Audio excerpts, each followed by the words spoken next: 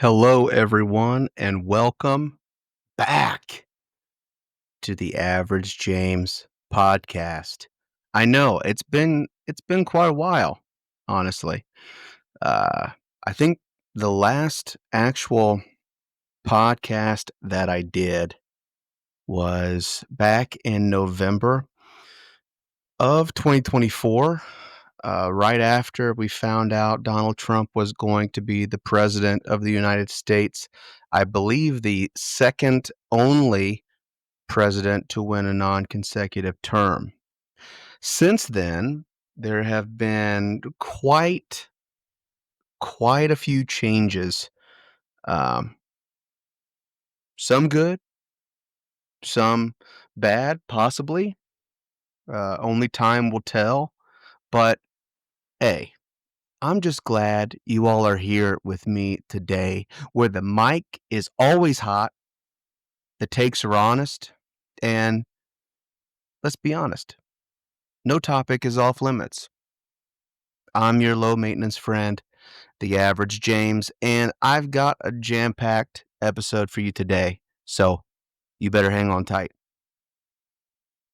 I have been told that many of you out there watch my show and do not comment, do not um, like, share, follow.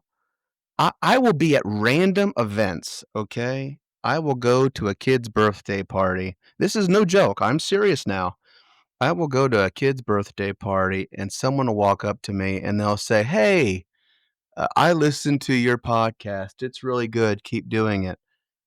And I say, "Wow, are you serious? Because I've never seen a question, never seen a thumbs up.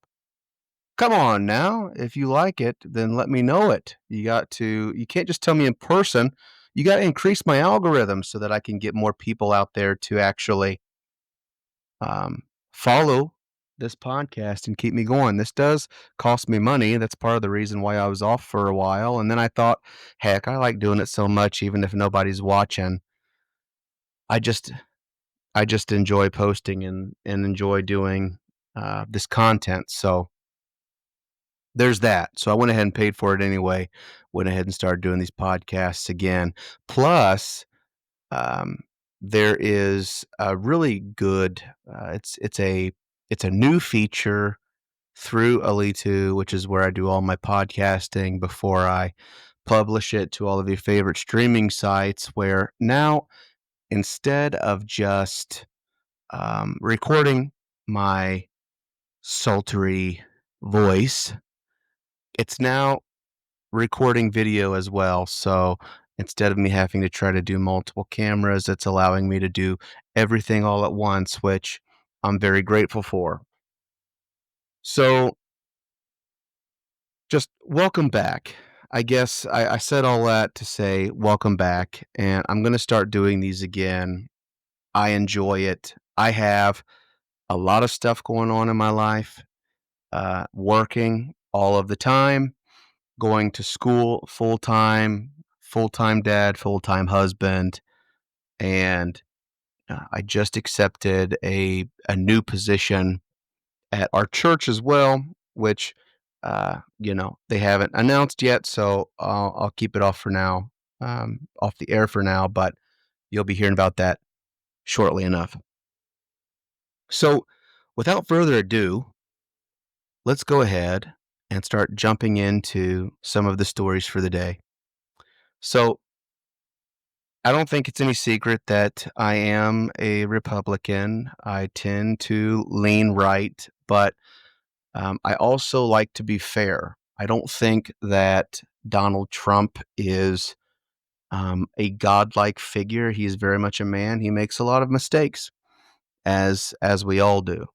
However, he is sentient and he can form full sentences, unlike our previous president. So the bar was set very low for Trump coming into the office the second term. So I say all that because I do have I'm changing my format a little bit. I'm going to touch on some of the um, Republican news stories that are circling about right now. And then I want to get into some personal stuff, and then I want to touch on the church again as well. So first of all, Donald Trump's new proposed tariffs. Um, they're back in the spotlight. Did they ever go away? I don't know. I don't think so. They're back in the spotlight though. We're gonna dig into that into just a minute because that's like it's completely own thing. Okay. Um, Also we have um Christy Nome again constantly being in the spotlight um for controversial, well, this time anyway. There was that one time where she mentioned in a book where she, like, walked down and, like, shot her dog or something like that. I mean, I don't think that makes you tough, you know? I've seen plenty of animals put down in my life. Um, it's just kind of part of and if you happen to be a farmer, chances are you've seen that plenty of time too. But maybe not something that you go putting in a book and trying to make a national bestseller, but I digress on that point. But this time, she made some controversial remarks about the military readiness and wokeness in the Pentagon. One of the things that she did do is that she did deploy the National Guard down to Texas to help with the border, but then she wouldn't deploy the National Guard in her own state during flooding, citing that it was too expensive. Meanwhile, she also published her travel expenses, which were outlandish and is causing her quite a bit of heat too. Um, Honestly, out of all of the picks that Donald Trump has made since he became president, there's really only two choices I was not a fan of. One of them was the Kristi Noem pick. I just think maybe that there could have been a much better choice, and the other was the spiritual leader pick in Paula White Kane. I think her last name's highlighted now or hyphenated now, but Paula White. Never really been a big fan of hers either. Not, I mean, that's just a personal. That's not an attack. That's just a personal preference, I guess. But another big story is the TikTok ban legislation. Man, there's so many people. I never, you know, I remember back in like 2007, 2008 when Facebook first started getting really big and MySpace started kind of dying off. Um, Everyone was just starting to get into social media. I never imagined in a million years that I would be alive in a time where seeing a piece of software, an application, a piece of like a social media tool, a shorthand video tool at that, being banned, creating so much mutiny across the national stage. But sure enough, not only did it happen once, but it's about to happen twice because many Republicans are pushing this legislation again, citing it being a national security issue.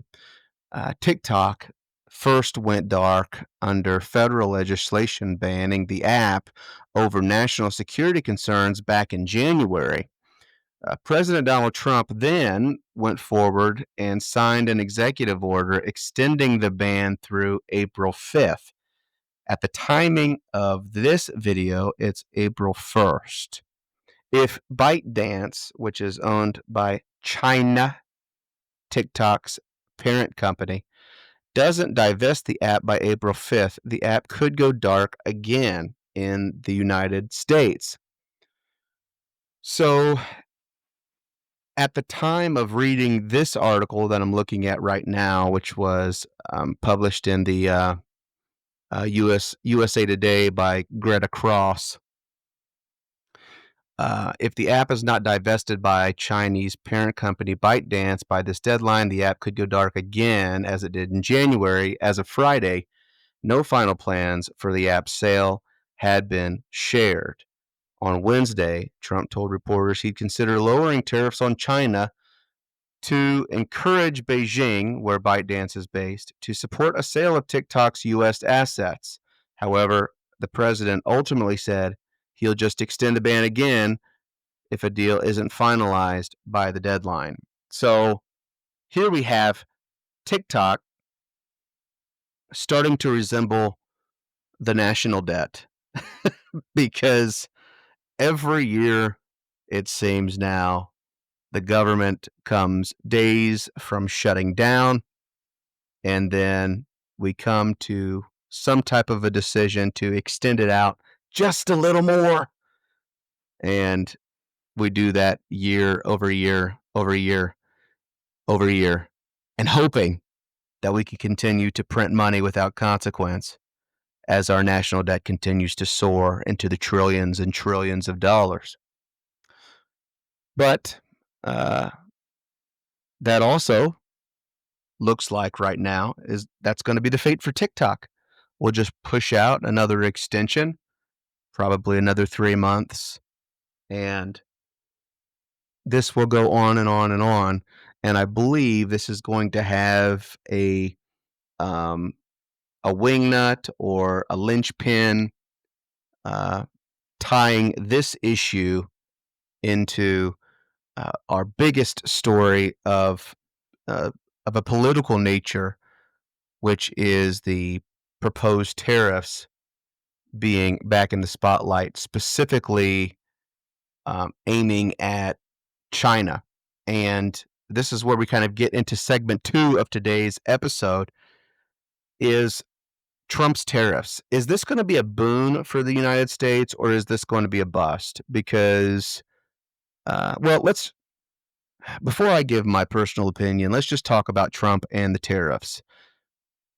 The former president recently proposed a 10% universal tariff on all imported goods if reelected, with a 60% tariff on Chinese imports.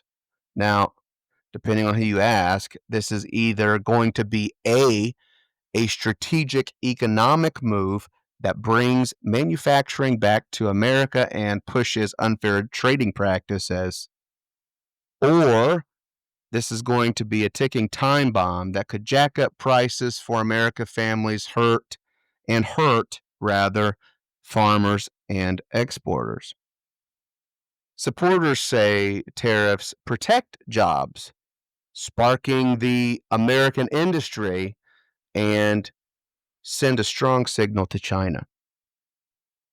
Critics warn they'll just tax on that tariffs are just taxes on consumers that risk trade wars and inflation. So, will these tariffs make America rich again, or will they dig us deeper into a trench that we just can't get out of?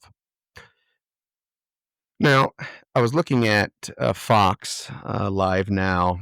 That was actually posted by Heather Miller just yesterday, actually, where we were looking at a debriefing or a briefing, I guess. I don't know, one of those two words, where Trump was talking to everyone about tomorrow, April the 2nd, being Liberation Day.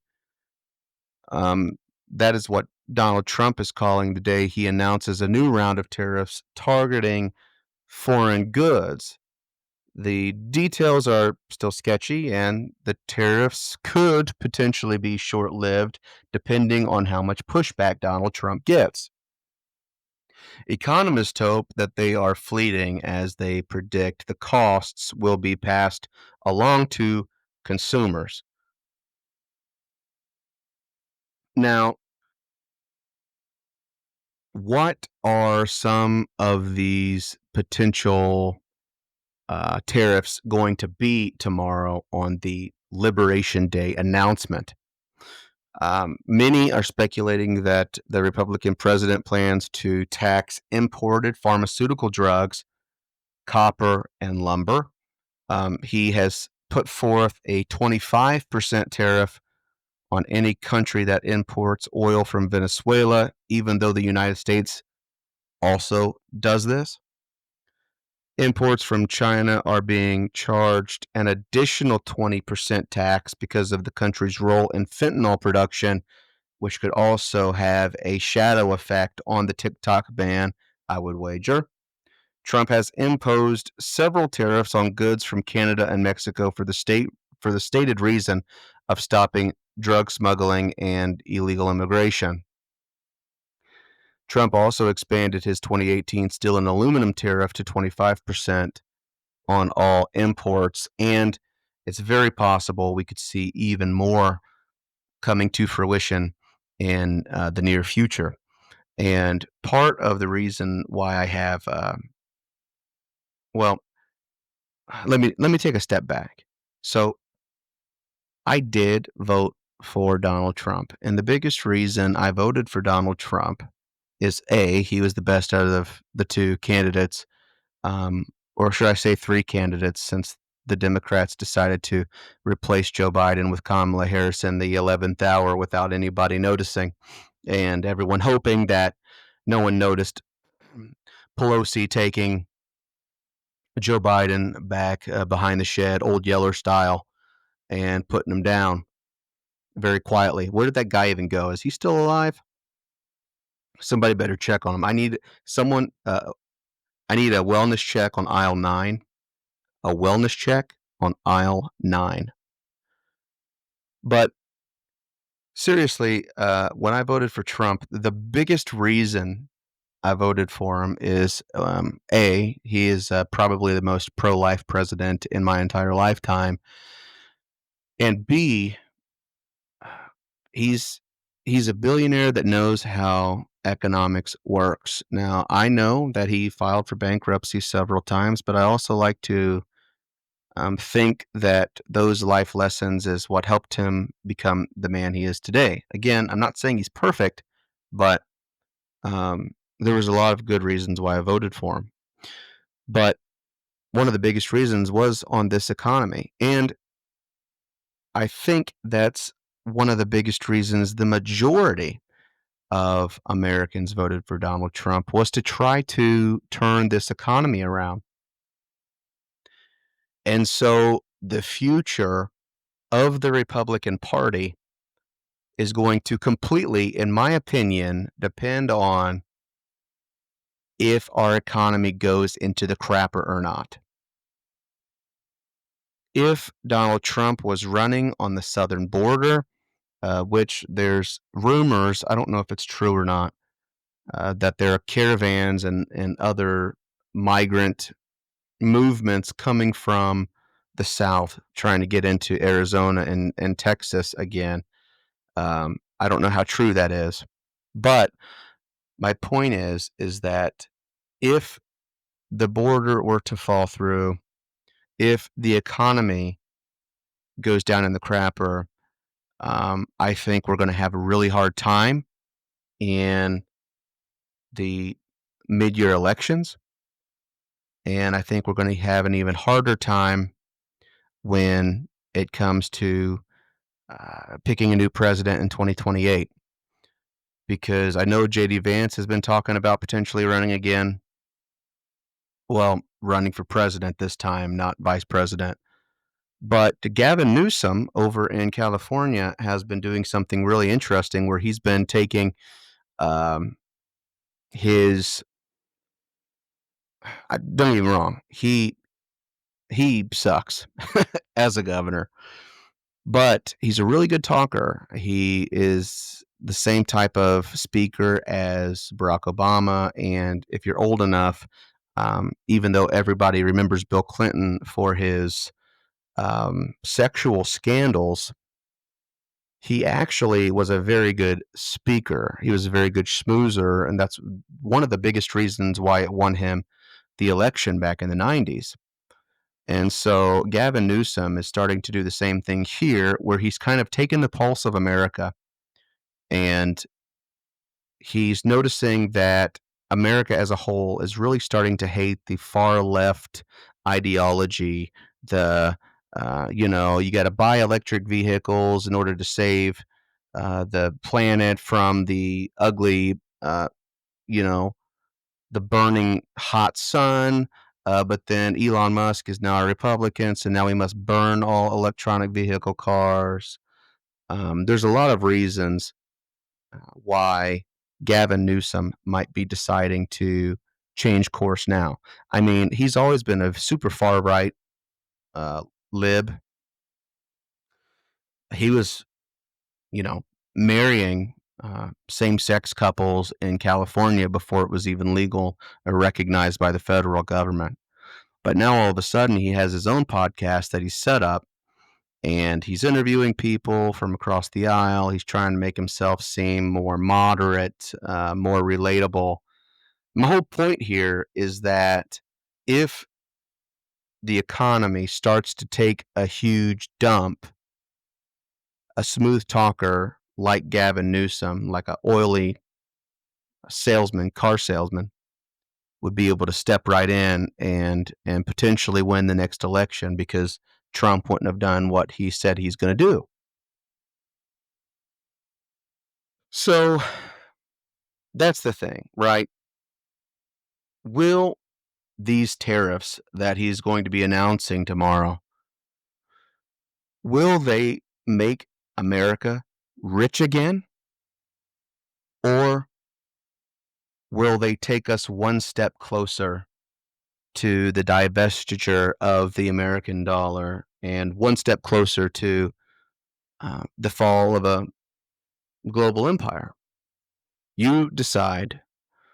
I'm somewhere in the middle. I don't know. I want to be fair when it comes to trade. I agree with tariffs when you're punishing someone for being a giant turd. Look at Putin, for example, right? He needs all the tariffs. And I agree that when it comes to tariffing Putin, yeah, anybody who buys oil from Russia, they suck. They're trying to get a ceasefire right now and over in Ukraine. And Vladimir Zelensky pretty much said, "Hey, man, whatever you want. You want to come over? You want to drill? You want our precious minerals? Whatever. I just want to stop the killing now." I mean, yeah, he was a bit of a nut job when he talked to the president in person, but then he apologized on the public stage and he backed off of his comments, and now we're good. But Putin, man, um, he's really trying it, so he deserves all the tariffs. So I agree that if like what we did with the Venezuelan people, where they're like, "Hey, you can't give us our people back," and then we're like, "Okay, well, we're going to tariff the crap out of you." And all of a sudden, they sent the private, the presidential jet over to start bringing Venezuelans back to Venezuela, or was it Mexico? I don't know. Potato, potato. But that's my point. Tariffs can be a very, very good thing. Okay, but that but um, that being said, they shouldn't be overused. Okay, I want fair trade, like I said, but I don't want the cost of bread to hit $10 a loaf. Is that so wrong of me? I mean, I know that the Bible says in the last days, a day's wages for a loaf of bread, but I just don't want that to be tomorrow. So you better lower my cost of eggs, lower my cost of bread, make it to where I can live. Man, if I was making back in the 90s what I'm making today, I would be in the 1%. Not so anymore.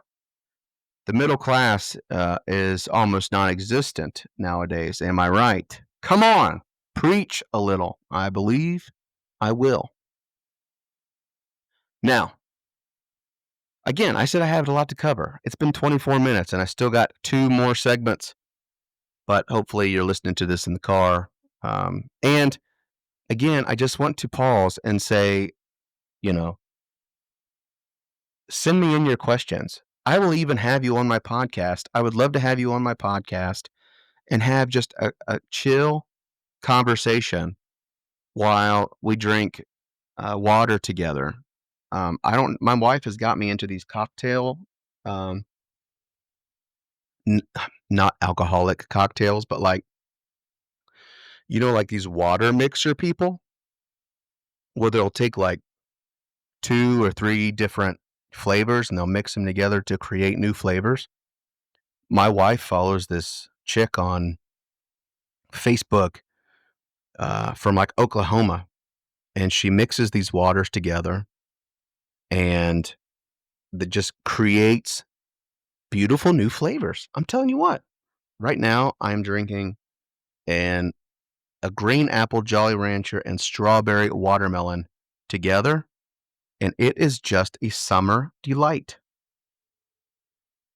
So, if you have a couple topics that you're passionate about, I would love to have you on the show and talk about it with you. Also, if you're not a big fan of the camera or not a big not a big extrovert like me, send me in your questions at the average James podcast at gmail.com. The average James podcast at gmail.com. Or you can shoot me a message at the average James on Facebook. I would be happy to answer any question that you might have. Sorry, I'm just switching my accounts here so that I can see if I do have any questions. Maybe I need to start creating my own mailbag.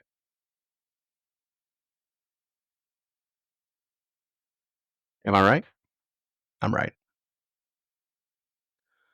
Just going to pull this up real quick.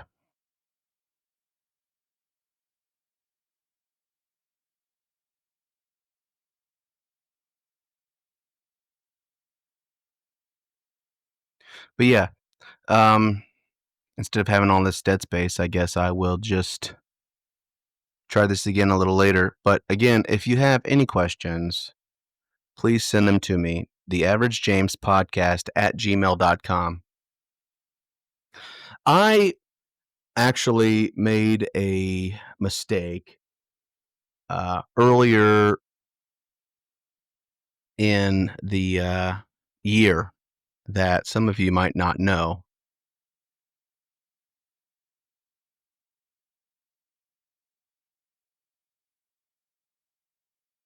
Okay. Okay. You want me to do this now? Okay. Oh, I'll get a lot of likes, huh? Hey, come over here. We are recording, and my daughter, go ahead and say hi. The camera's right there. Hello? My daughter has decided that she wants to interrupt the show and ask me a couple of questions. So I guess we have our first questions coming in live from my daughter. Let's see. The first question that she has, are all of these silly?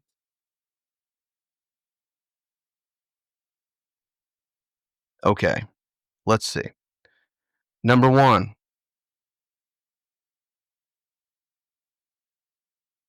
if someone is dumb, what do you call them? Mm, so many things. Oh, so many things. So many things.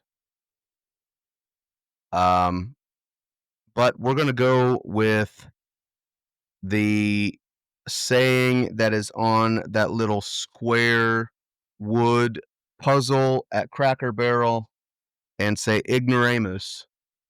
Ignoramus is what we're going to call someone dumb. You would call them a fool. Hmm. Okay. Okay.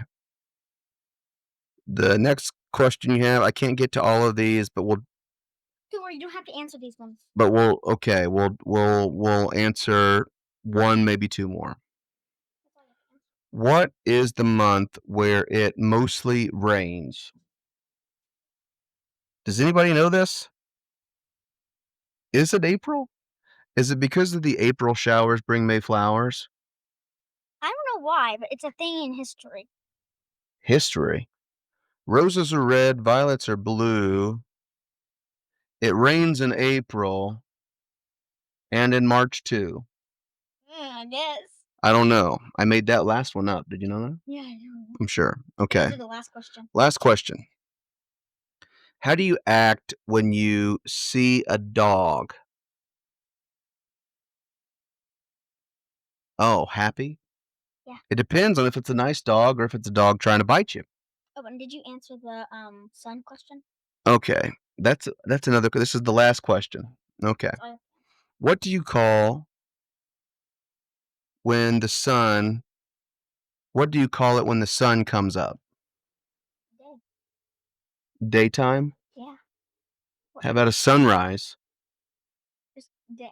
Just the day. Put it together. Up day. What's today? Today is today. April April 1st. Fool's April Fools. Day. Today is April Fool's Day. Yeah. Happy April Fool's Day. Oh, well, thank you so much. Happy April Fool's Day to you too. Your shoes are untied. I'm just kidding. You don't even have any shoes on. And you looked anyway, sucker. Okay, okay. Well,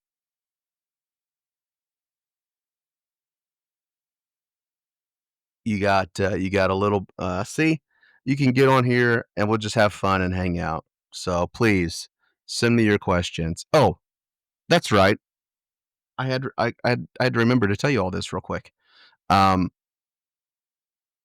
I made the mistake in like January of shaving my beard, and I seem to do this once a year, and every year I regret it and wish I had never been born until my beard grows back. And it it finally has grown back. Maybe that's why I'm doing my podcast today, is because my face is covered again. But it's just now getting to a point to where I can start um, safely feeling like advertising my beard products again without feeling like a giant hypocrite. So please go out to thebeardstruggle.com and use my code King James for 20% off of your order today. Please go out to thebeardstruggle.com and use my code King James at checkout to get 20% off all of your beard care needs and skincare needs, actually. They have the skin struggle, but and I don't know if you can see this, but every time I shave, see it almost looks patchy under here, underneath my chin. For those of you who are just listening and not able to watch, but it's all gray. But you know, my dad, he was completely salt and pepper by 40, so I'm sure I'll be there before you know it. Mm. But anyway, moving on to our third segment of the day. Let's let's switch gears for a bit and talk about something that might be a little heavy, slightly personal. Caring for aging parents. It's something a lot of us are either doing, will do, or have already struggled with. So, um, me personally, uh, I had all of my grandparents for a really long time. And then three out of the four of them had some form of mental issues. Their minds started to give out long before their bodies did. Um, Different types of, if it's Alzheimer's or dementia, whatever the case might be, you might be looking at your options and thinking, what do we do from here? What are my options? And one of the things I think that I've learned over the course of watching my parents and other loved ones struggle with these questions is make plans first. Make plans before it's too late. I've seen different options attempted over my life. I mean, you might try to move them in, you might try to move in with them. That's what a lot of families do, trying to save money. However, I'll tell you, this is probably, aside from the saving money aspect of it, it's probably the hardest thing to do. It's not easy at all. You're balancing, in a lot of cases, your kids, your job or jobs if you have multiple jobs, maybe even your own health, especially if they have dementia or are in need of constant care. You're looking at potential burnout, and that can be really difficult because you can take a lot of years of good memories and just ruin them over the course of a couple months, couple years, or whatever, based off of getting to burnout and just, everybody has a fuse. Everyone's fuse, their lengths might be different, but everybody is going to reach that breaking point eventually, which leads to a second, more, um, I guess, emotional peace option, but, you know, in home healthcare. A nurse or a caregiver, CNA, something like that. They might visit regularly. This is great for dignity and independence. A lot of parents, they don't want to think about their children or someone that they've known most of their lives having to come in or change them or whatever if it gets to that point. But when you're looking at stuff like that, I mean, you're talking about a lot of money. And in today's day and age, you're looking at probably four, maybe $6,000 a month, depending on the needs, which goes to probably the biggest option, which is assisted living or nursing homes. Now, those come with meals, meds, supervision, but again, in a lot of cases, you're talking about fifty to $100,000 a year, and that's if they qualify for Medicaid, which they often won't if they have any kind of savings. And this is something that I've learned over several years watching my parents and again others deal with these kind of things. But typically, what would happen if they needed full time care, then they would go on some type of a lien. They would drain all of the finances of that individual. And then once they had nothing left, they would go on Medicaid. And then after their passing, in a lot of cases, the nursing home would then take half of the house, whatever half that person would have gotten once they've passed away. So a lot of people, they try to avoid this option because they're thinking down the line about um, maybe inheritance or something like that. But it's starting to become my experience that, I mean, you can't take it with you, the money, I mean, or whatever it is. I would rather take my memories, the joy that I had with those people, um, because, let's face it, and in a lot of the way things are, the state, the country, the nation always tries to find a way to take your money, whether it's through taxing you while you're alive, taxing the land you supposedly own, taxing you when you die, taxing the inheritance, tax this, tax that. I want my memories with my parents to stay good. Have they always been good? No. But I want to remember all of the good times. So, the best thing to do would be to start acting now. Don't wait until someone that you know or love is affected with dementia and struggling. You need to protect your family and your assets now. Talk with an elder law attorney. They can help you set up trusts. They can help you set up powers of attorney. They can set up living wills and even Medicaid planning.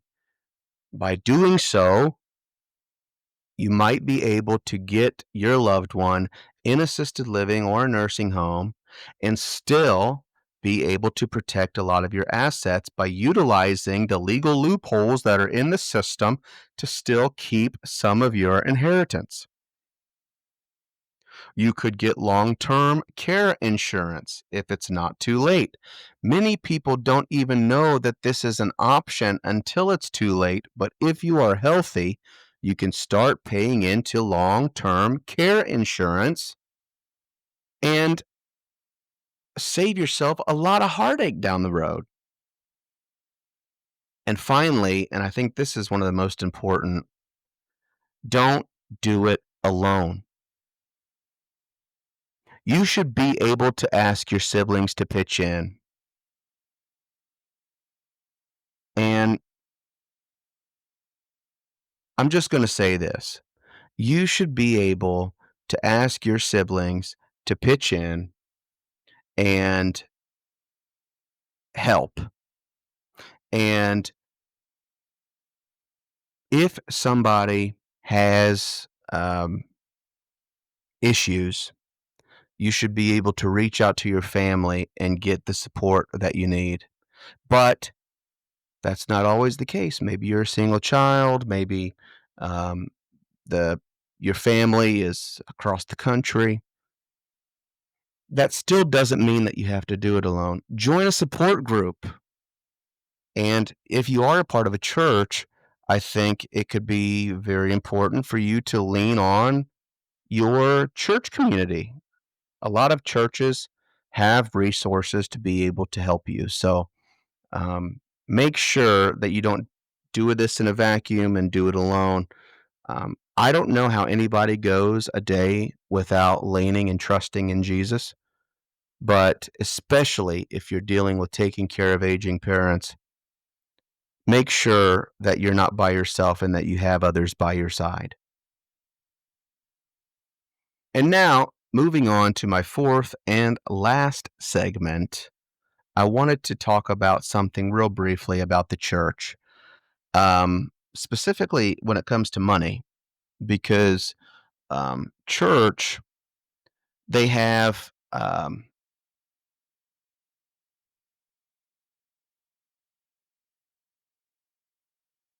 let's see here. Oh, sorry, I was checking to make sure I didn't have a question.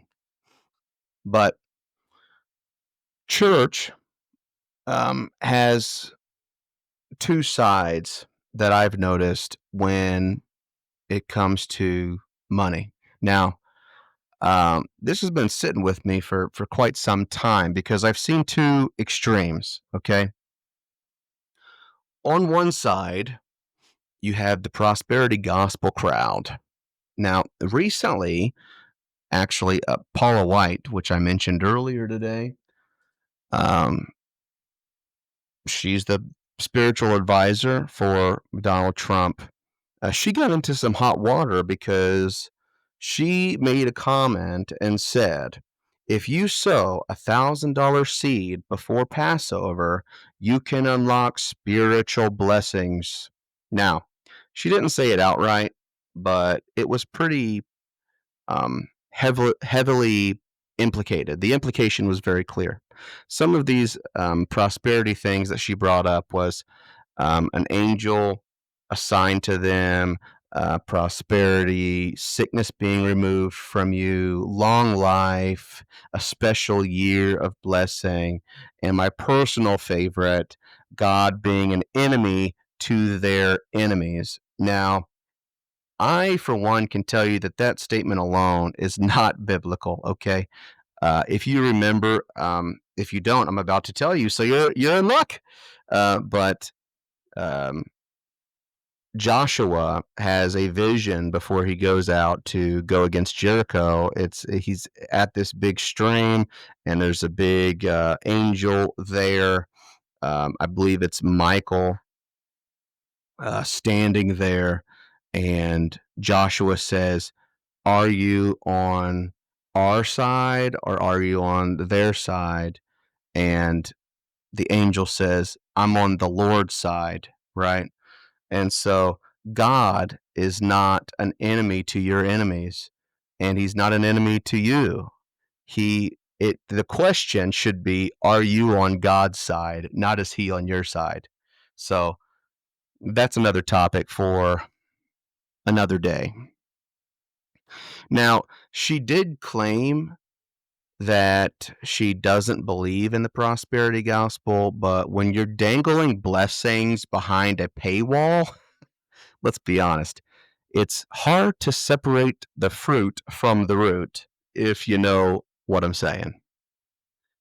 Um, I would really question the hearts of the people who are doing this. They want something so bad. They kind of remind me of Simon in the book of Acts, not Peter, but the Simon, the sorcerer, where he's like, "Hey, how much do I got to pay to get the Holy Spirit?" Um, you can't give $1,000 and get something from God unless God specifically comes to you and asks you to do it. Okay, that's just the way things are. Um, I do I gotta say that? I guess I do because some people believe that. But if your heart is saying the only reason I'm giving this is because this is what I'm going to get, you're in the wrong place too. The person asking and the person giving, I think, are both in the wrong place. On the other side, I've heard people say things like, don't expect anything in this life. Your reward is in heaven. Now, I do know that that is true, that our reward, our eternal reward, is in heaven. You should want to leave everything behind. I've also heard them say that. Almost like enjoying life here on this earth is a sin. Um, they say that if you have anything on earth that would cause you to say, "Oh, maybe I don't want to go to heaven yet," then you shouldn't have it. But that is just crazy towns to me. See, here's the thing. I mean, I really do think that both sides are missing the point, right? We weren't called to worship money. I get that the love of money is the root of all evil, but neither were we called to live in guilt over being blessed, right? I mean, just look at Abraham. He had so much stuff he had to split up with Lot and go two separate ways because their servants were starting to fight each other, right? They were super blessed. Look at Solomon, who was still the wisest and richest person to ever walk the face of the earth. Look at David, right? Um, Look at Job, obviously, before he went through all of his stuff. I mean, before the test and after the test, he was very well off. Um, my take is that hard work, obedience to God, and generosity go hand in hand. We're meant to be blessed, yes, but to be a blessing to others, not hoarders of heaven's treasures or martyrs of misery. I think that's a big one. I'm not going to be a martyr just because you think, now I will be for Jesus Christ if it comes down to it, but I ain't going to do it because you think I shouldn't, I have more than I should have, right? Um, I remember a time I'm just gonna tell you a quick story here real quick. I mean, you deserve to hear it, okay? You deserve to hear it. I'm gonna tell you. I'm gonna tell you. There was a time I was not making hardly any money at all. I might have told this story before, but I was barely making any money. I broke my glasses. This was before I had LASIK. I broke my glasses, and me and the wife looked at each other, and I had to decide, do we pay this bill that we owe, or do I fix my glasses? And I chose to bandage up my glasses really tight with some tape and pay our bill. And my pastor felt so bad for me, he took up a free will offering so that I could afford to get some new glasses. Okay. And I remember feeling so bad because I was working my butt off, working all the time, working overtime, working 50, 55, 60 hours a week. And I couldn't afford to buy me a pair of glasses to see. And I was driving back home from my mom's house, and I the sun was going down. I remember it was a beautiful sunset. It was going down over some cornfields, and I was just praying to God, and I said, "Lord, what do I have to do to profit now?" Um, and then before I could finish my prayer, the Spirit of the Lord dropped in my heart. He said, "The Bible says after you've done all you can do to stand." And so then he checked me and said, "Have you done all you can do?"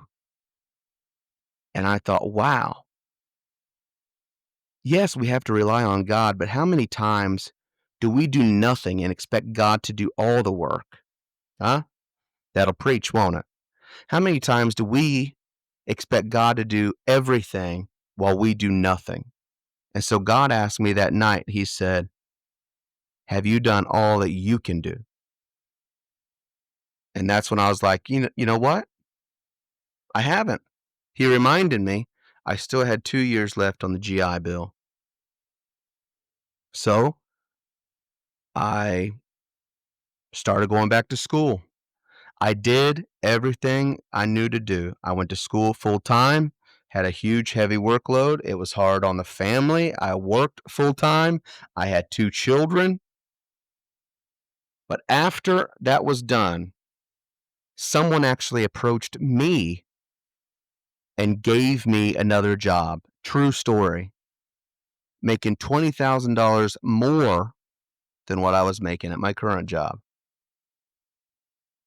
And then after just 2 years, I got another $30,000 more than what I was making at that current job, and so on. After I had done everything that I knew to do, then I prayed and I waited on God. But so often we say, "God, I need you to do this. I need you to do that." Meanwhile, it's like we're treating God like he's our Wix or our food stamps, where we don't work and we just want him to tell us how many ho-hos we can go get at Walmart. Yeah, that'll preach, won't it? God isn't your Wix. God isn't your food stamps. Now, don't get me wrong. I've been on Wix before. I've been on food stamps before. And I've applied to all of my jobs until I could get another job working as a contractor, making like $14 an hour or something. But my point is this: if you're doing absolutely nothing and you're just relying on the government to survive, that's the same thing in the spirit whenever you're not doing everything that you can do and then relying on God. You do everything you know to do. And then after you've walked and you get to the Red Sea, that is when God splits the Red Sea. God would have never split the Red Sea if the Israelites hadn't have walked to the shoreline, hadn't have walked to the water. And then once he got to the water, God's like, now stand still and watch what I'm going to do. But they had to walk before they could stand still. You weren't called to stand still and do absolutely nothing and have God come to you every single time. Sometimes God wants you to exercise your faith legs, get up and walk to where you need to go, and then stand still and watch what he's going to do. And I didn't even mean to start preaching, so I'm going to stop. I'm going to stop with that. But I'm going to get off my soapbox and just move on here before I get into a full blown sermon. But my point is this: I do not believe in the prosperity gospel of giving to get things, and I do not believe in the martyr, misery, poor man gospel neither. I believe in working your butt off, all blessings coming from God, and that God blessing me to the point to when he says, "Hey, I want you to do this. Write this missionary a $500 check. Write this person a whatever kind of check." I want to be able to have the faith to release those seeds as he calls me to. And so that's what I pray for.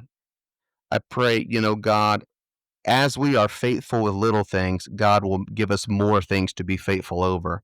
So I'm praying, God, whatever you give me, help me to be faithful with it. So whenever I work my butt off, knowing that I used to not be able to afford some glasses, and I pull up in a truck and someone says, "Oh, you can't hide money." That's when I'm like, "Oh, no, no, no, no. I can't hide the blessings of God. Let me tell you what God's doing. It has nothing to do about my money, right? It has everything to do with the blessings of God and how hard that me and my wife has worked, because my wife has worked her butt off, and she's had to put up with me when I've been a giant butthead for us to get to where we are today. Every time I said I couldn't do it, and she said, "Yes, you can." And I chose to wake up, and I chose to go to work, and I chose to go to school. I'm doing the same thing now, going to get my master's degree, working full time. I'm doing this podcast right now. I'm going to get off this podcast. I'm going to go. I'm going to do my schoolwork because I have some capstone research to do on a 30-page paper. My whole point is this, is that you work your butt off and God, you go 90, gotta go 10. Or actually switch that. Stop it and reverse it. You go 10, gotta go 90. But if you're just sitting there, say, "God, carry me every single step of the way." No. You walk until you get weary and then God will carry you. And I think sometimes we get that mixed up. So my wife agrees. So hard work, obedience to God, and generosity go hand in hand. We're meant to be blessed, yes, but to be a blessing to others also, not hoarders. Yeah. See, she's liking that. So we're not to be hoarders of heaven's treasures or martyrs of misery. Jesus didn't die for us to be broke, hopeless, or obsessed with wealth. He came so that we could live with purpose, with joy, with balance. He came so that we could live life more abundantly. Get off your butt and work. So, that's it for today's show. Looks like we're right at an hour today. Yeah, I'm on video. You didn't know that? It's recording. Want to say hi? It's audio and video now. Oh, yikes. Yeah, it's an audio podcast. Hi. Hi. Hello. Hard work. That's right. God will bless the works of your hands, right? You sure will. So, that's all for today's show. A little politics, a little faith, and a little life. If something spoke to you today, shoot me a message, share the episode, please. And don't forget, this podcast is your space too. If you got a question, a topic you want covered, let me know. Stop telling me in person how much you like this show and tell me online so that the algorithm will reach more people. I believe, at the very least, this podcast can get more likes and more shares than Snow White. Please, for the love of God, give me more likes and shares than Snow White. Let me know. Thanks again for tuning in. I'm your low maintenance friend, the average James. Until next time, we'll see you later.